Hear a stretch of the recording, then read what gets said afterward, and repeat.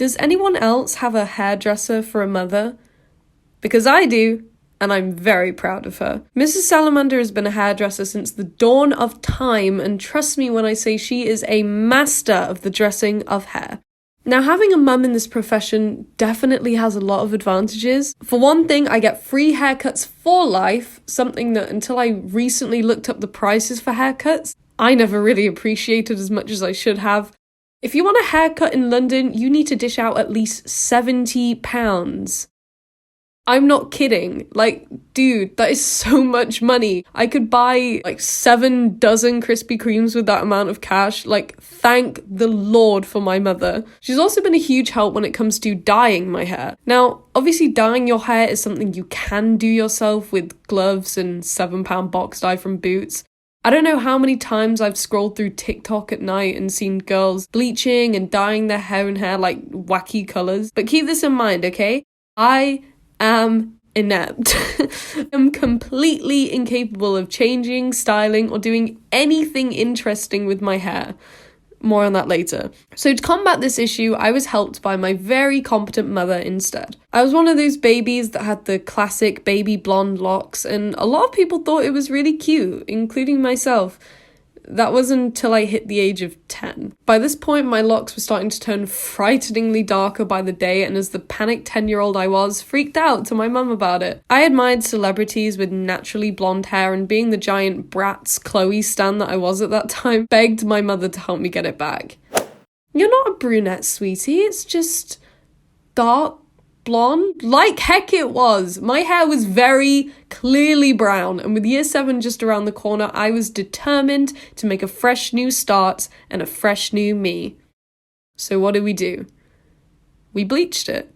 Now, in hindsight, I think my aim was to achieve the natural, dirty blonde look. Like, nothing crazy, just something that would make me look like a natural blonde that 100% did not dye their hair over the summer. What I failed to remember was that multiple kids from my primary school who knew I had brown hair were in the same class as me. Now, my secondary school had the reputation of being quite a strict school. Your skirt had to be below the knee, your socks had to be black, and under no circumstances could you dye your hair. My mum and I were well aware of this rule, and so to avoid being booted out by day one, I was told this. If anyone suspects that you've dyed your hair, you need to tell them. It was the sun? Yep, our genius plan was to tell anyone who suspected me of dyeing my hair that it was the power of the sun. Now, funnily enough, this excuse actually worked for a little bit. I kind of get memed on it nowadays because of the sheer ludicrousy of it all, but at least I got away with it. Through secondary school, my hair continued to change depending on how I wanted it. It went blonde, then ombre, then blonde again, then short, then ombre, then dark brown, short, and then blonde again. Although I guess it's now a platinum blonde. I don't know. These kids said that my hair turned purple when it went wet the other day, so who knows? Also, something I thought was worth mentioning, Mrs. Salamander is very secretive about where she gets all this dye from. One time we were driving to what I thought was like the nearest store to buy some box dye, but she kept turning and turning into this almost abandoned warehouse. It was super covert and out the way of everything. No, Winnie, you must stay in the car. I can't come in with you? I'd like to think that there's this secret gang of quote-unquote hairdressers that have secret access to like the country's nukes or something. Winnie, did you just uncover a government secret in a story time YouTube video? I don't know anything. Anyway, to think of how much these hair changes would have cost me is crazy to think about. I kneel before my mother just thinking about how good of a job she did over the years in dealing with my constant annoying hair requests. Okay, but like, what are the disadvantages? What? Like, at the beginning of the video, you said there were a lot of advantages, but are there any disadvantages? Well, I'm glad you asked. My mother was so good at doing my hair and loved giving me cute hairstyles and looks so much that I kind of forgot how to do it myself. I sat down in my university dorm room looking at myself in the mirror and I realised, oh my god, I'm inept. I can't plait hair. I can't put it in a neat ponytail. I can't do a bun, straighten, curl, crimp. Nothing.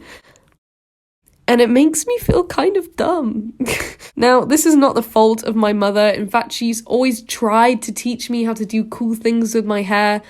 I just was never interested. Like, I'm sorry, why should I learn to do a semi-decent French braid if you're already a master at it?